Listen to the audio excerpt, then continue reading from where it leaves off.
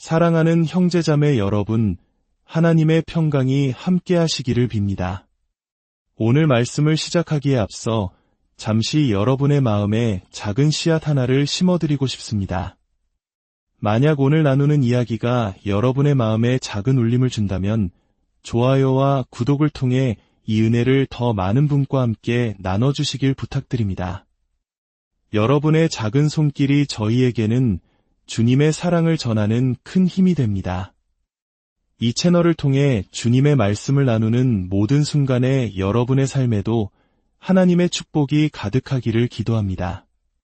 우리는 바쁜 일상 속에서 종종 스스로에게 묻곤 합니다. 나는 어떻게 살아야 하는가? 그리고 신앙인으로서 궁극적인 질문에 다다릅니다. 어떻게 해야 영원한 생명을 얻을 수 있을까? 이 깊은 질문에 대해 예수님께서는 하나의 이야기로 답을 주셨습니다.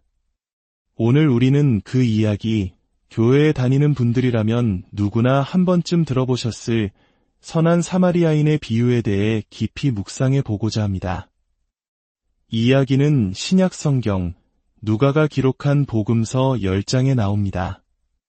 이 비유가 가진 강력한 메시지를 온전히 이해하기 위해서는 예수님께서 어떤 상황 속에서 이 이야기를 들려주셨는지 그 배경을 먼저 살펴볼 필요가 있습니다. 누가복음 10장 25절은 이렇게 시작합니다. 어떤 율법교사가 일어나 예수를 시험하여 이르되 선생님, 내가 무엇을 하여야 영생을 얻으리이까? 여기에 등장하는 율법교사는 오늘날의 변호사와는 조금 다릅니다. 그는 구약의 율법, 즉 하나님의 법을 전문적으로 연구하고 가르치는 학자였습니다. 그런데 그의 질문은 순수한 지적 탐구나 영적인 갈급함에서 비롯된 것이 아니었습니다.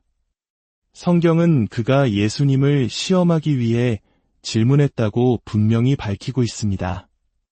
그는 자신의 율법 지식을 뽐내며 혹시라도 예수님의 가르침에서 흠을 찾아내려는 교만한 마음으로 예수님 앞에 섰던 것입니다.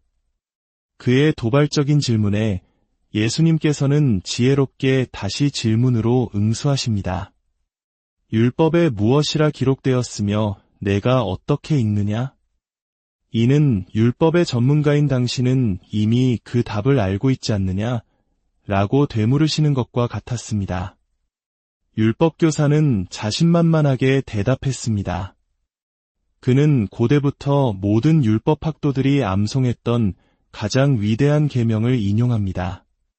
내 마음을 다하며 목숨을 다하며 힘을 다하며 뜻을 다하여 주 너의 하나님을 사랑하고 또한 내 이웃을 내 자신같이 사랑하라 하였나이다. 그는 완벽한 정답을 말했습니다. 이스라엘 신앙의 핵심을 정확히 꿰뚫고 있었죠. 예수님께서는 그의 대답을 인정하시며 말씀하셨습니다. 내 대답이 옳도다. 이를 행하라. 그러면 살리라. 예수님의 이 말씀은 단순하지만 깊은 진리를 담고 있습니다. 영생은 복잡한 신학적 논쟁이나 특별한 의식에 있는 것이 아니라 하나님을 사랑하고 이웃을 사랑하는 삶의 실천에 있다는 것입니다.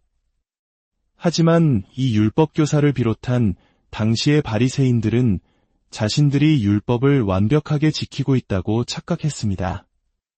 그들은 율법을 지키는 행위를 통해 스스로의 의로움으로 천국에 들어갈 자격이 있다고 믿었습니다. 그러나 예수님의 가르침은 달랐습니다. 율법의 진정한 기능은 우리가 얼마나 의로운지를 증명하는 것이 아니라 오히려 우리가 얼마나 죄인이며 하나님의 은혜가 절실히 필요한 존재인지를 깨닫게 하는 거울과 같다는 것입니다. 우리가 율법 앞에 정직하게 설 때 우리는 절망하게 되고 그 절망 속에서 비로소 복음, 즉 예수 그리스도를 통한 구원의 길을 찾게 됩니다. 16세기 종교개혁을 이끌었던 마르틴 루터와 장 칼뱅이 모두 법학을 공부했다는 사실은 결코 우연이 아닐 것입니다. 그들은 하나님의 완전한 법 앞에서 인간의 불완전함을 처절하게 깨달았고 그로 인해 오직 믿음으로 말미암는 구원의 복음으로 나아갈 수 있었습니다. 하지만 이 율법교사의 마음에는 그런 겸손한 깨달음이 없었습니다. 그는 여전히 자신이 율법을 잘 지키고 있다고 생각했습니다.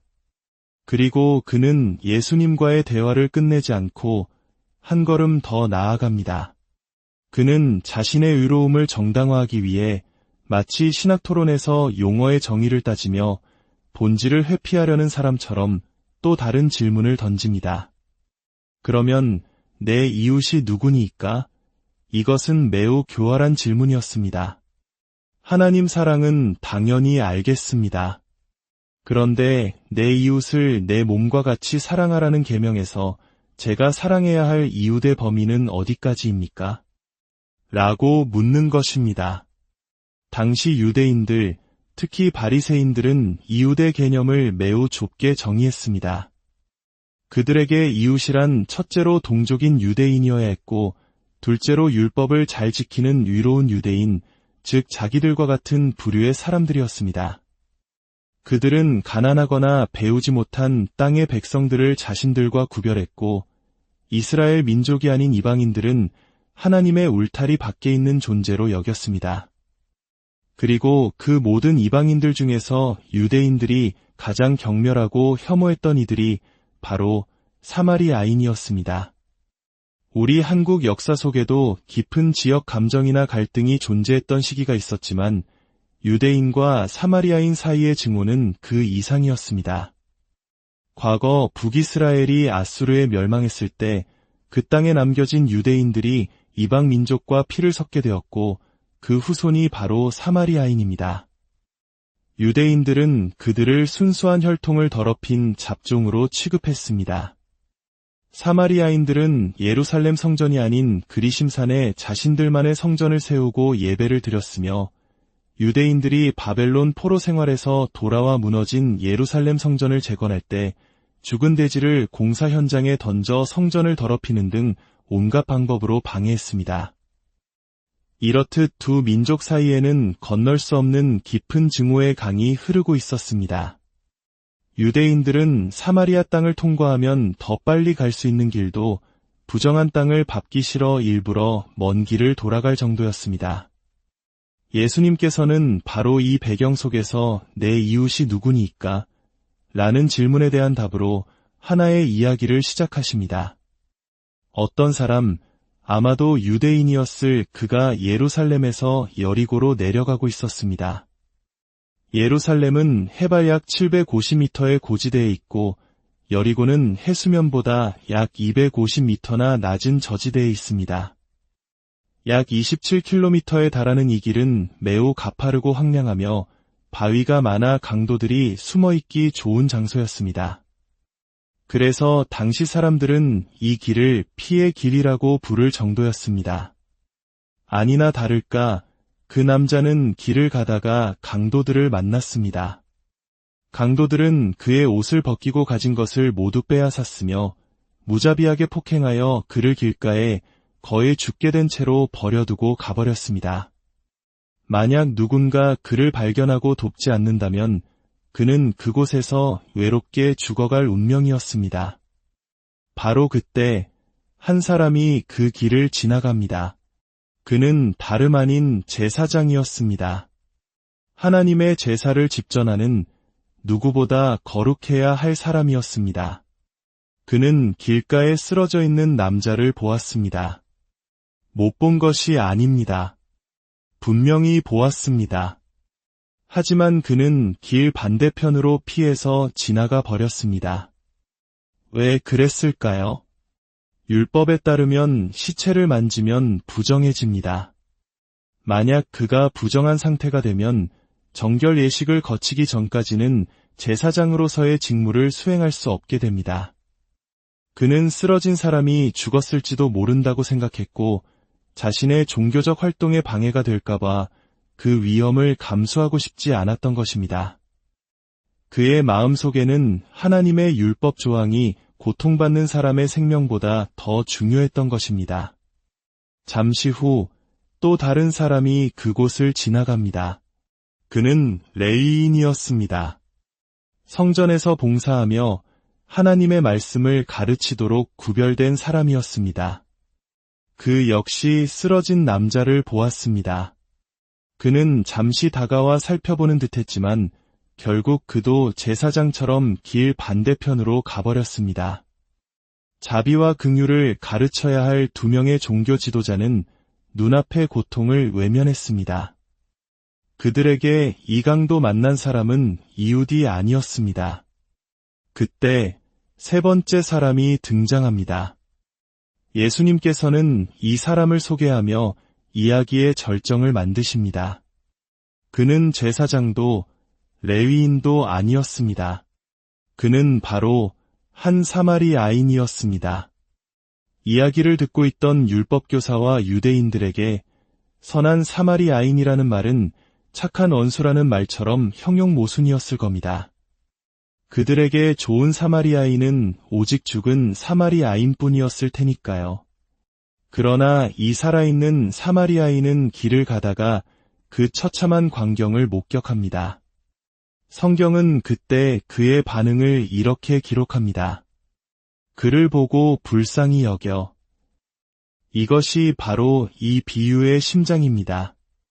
제사장과 레위인에게는 없었던 것, 바로 긍휼의 마음이 그에게는 있었습니다. 그리고 그의 긍휼은 단순한 감정으로 끝나지 않았습니다. 아, 저 사람 정말 안 됐다. 내가 기도는 해줄게. 라고 말하며 지나치지 않았습니다. 그의 긍휼은 즉각적인 행동으로 이어졌습니다. 그는 원수와도 같은 유대인에게 다가가 당시 상처 소독과 치료에 사용되던 기름과 포도주를 그 상처에 붓고 싸매주었습니다. 그리고는 걸을 수 없는 그를 일으켜 자신이 타고 가던 짐승에 태웠습니다. 이는 곧 자신은 이제부터 걸어가야 함을 의미하는 희생이었습니다. 그는 남자를 가까운 주막으로 데려가 밤새 정성껏 돌보았습니다. 그의 여정, 그의 사업, 그의 모든 계획은 이 낯선 일을 위해 모두 뒤로 미뤄졌습니다. 그의 최우선 순위는 오직 이 사람을 살리는 것이었습니다. 다음 날 떠나게 되었을 때 그는 주막 주인에게 2데나리온을 꺼내 주었습니다. 1데나리온은 당시 노동자의 하루 품삯이었습니다. 즉, 그는 자신의 이틀치 수입에 해당하는 돈을 아낌없이 내어놓으며 말했습니다. 이 사람을 돌보아 주시오. 비용이 더 들면 내가 돌아올 때에 갚으리이다. 그는 응급처치만 하고 떠난 것이 아니었습니다. 그 사람이 완전히 회복될 때까지 모든 책임을 지겠다고 약속한 것입니다. 이것이 진정한 사랑의 모습입니다. 이야기를 마치신 예수님께서 율법교사에게 다시 물으셨습니다.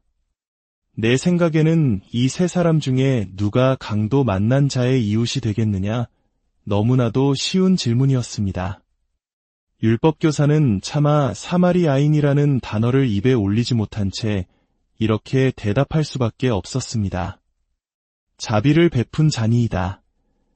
그러자 예수님께서 그에게 말씀하셨습니다. 가서 너도 이와 같이 하라. 사랑하는 성도 여러분, 이 이야기는 단순히 어려운 사람을 도우라는 교훈을 넘어섭니다. 예수님께서는 누가 나의 이웃인가?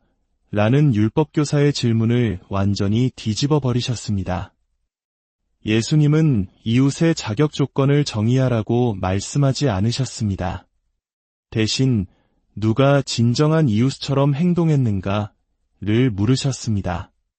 즉, 이웃은 내가 정하는 경계선 안에 있는 사람이 아니라 나의 도움이 필요한 바로 그 사람이 나의 이웃이라는 것입니다. 인종, 국적, 종교, 이념의 벽은 하나님의 나라에서는 아무런 의미가 없습니다. 신약 성경에서 말하는 형제는 그리스도 안에서 한 가족이 된 믿는 자들을 의미합니다. 모든 인류가 자동으로 형제가 되는 것은 아닙니다. 우리는 오직 예수 그리스도를 통해 하나님의 자녀로 입양될 때 비로소 형제가 됩니다. 그러나 이웃의 개념은 다릅니다. 이웃의 범위에는 제한이 없습니다. 하나님의 형상대로 창조된 모든 인간이 바로 나의 이웃입니다. 이것은 우리가 이 땅의 모든 사람을 내 몸과 같이 사랑해야 할 책임이 있다는 급진적인 선언입니다. 그가 믿음의 가정에 속해 있지 않더라도, 심지어 나를 적대하는 사람일지라도 그는 여전히 나의 이웃입니다. 우리가 길가에 쓰러져 고통받는 사람을 볼 때 당신은 어쩌다 그 지경이 되었소? 라고 물으며 정죄하는 것이 우리의 일이 아닙니다. 그가 왜 거기에 있는지 묻기 전에 그를 그 구덩이에서 건져내는 것이 우리의 사명입니다. 왜냐하면 우리 역시 같은 상황에 처했을 때 누군가의 도움을 간절히 원할 것이기 때문입니다. 오늘 선한 사마리아인의 이야기가 우리의 마음속에 깊이 새겨지기를 소망합니다. 우리의 눈을 열어 주변에 고통받는 이웃을 보게 하시고 제사장과 레위인처럼 계산하며 외면하는 자가 아니라 사마리아인처럼 긍휼의 마음으로 다가가 손을 내미는 용기를 주시옵소서. 가서 너도 이와 같이 하라. 이 주님의 명령이 이번 한 주간 우리의 삶을 이끄는 빛이 되기를 우리 주 예수 그리스도의